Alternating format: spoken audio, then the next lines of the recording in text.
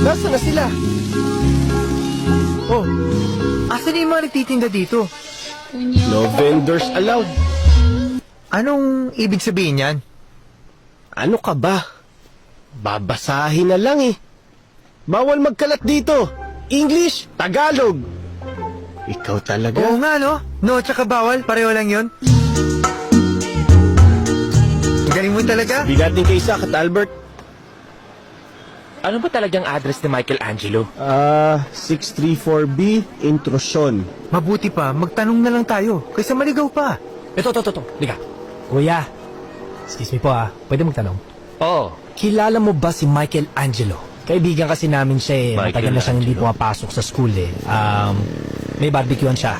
Barbecuehan. Lakad pa kayo ng konti. Pag nakita nyo yung Nazareno, lumiko kayo ng kaliwa. Tapos dire-diretso ron, makikita nyo na yung barbecuehan nila. Thank you. Isa pa. Ha? Pakiulit po. Lakad ng konti, Nazareno. Liko ng kaliwa, lakad ng konti, barbecuehan na. Okay na? Thank you. Salamat. Kuha mo. Oo naman. Ikaw. Ako, kuha ko. Ikaw. Magtanong na lang tayo ulit. Tama yun, tama. Ito. Ale. Pwede po ba magtanong? Oo. Alam po ba ninyong 634B Intrusion Street?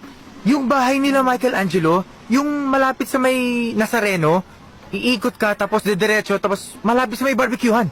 Ayan ang Nazareno. Oo nga. Wow! Nazareno! Thank you. Maraming salamat. Oh, Nazareno. Opo. Lumiko ka dyan. Lumakad ka ng diretso. Diretso? Tapos makikita mo yung barbecuehan doon. Ayan. Okay. Tara na. Salamat ulit. Salamat. Nazareno. Parang gusto ko nang gumive up. Pagkatapos ng Nazareno, ang hirap hanapin ng diretso. Bro! For Mike's sake! Don't do this! Wait. Guys. Naaamoy niyo ba yung naaamoy ko? Amoy usok. Oh, kapag may usok, May apoy. pag may apoy, May uling! pag may uling, May barbecue. O ano ngayon? ang bobo talaga oh. Ang bobo-bobo mo. Kapag may barbecue, kakain na tayo!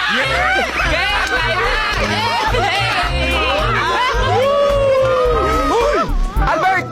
Aris! Oh, Isaac! Oy!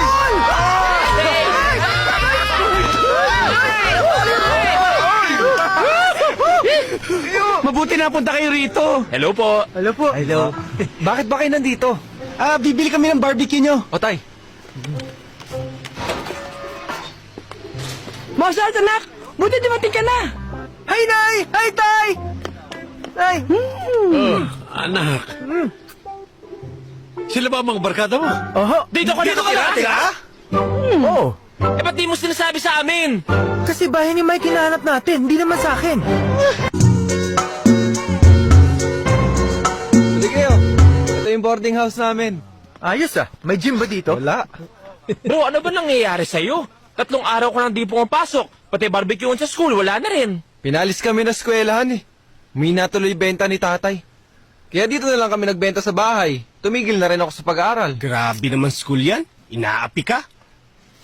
Ingay nyo! Ingay niyo naman eh. Sorry! Sensya na, sensya! Pasensya! Yan, wala na sila. Pwede na tayo mo po. Usap-usap tayo dito. Pare. Pera lang pala ang problema eh. Umalis ka muna, bumili ka ng soft drinks para sa amin, sa malayo. May pag-uusapan kami dito na hindi mo dapat marinig eh. Sige. Yan. Kailangan mo siya Uy, ano ba yung pag-uusapan nyo? Hindi mo nga dapat marinig na magmi-meeting kami dito para makahanap ng pera para sa'yo.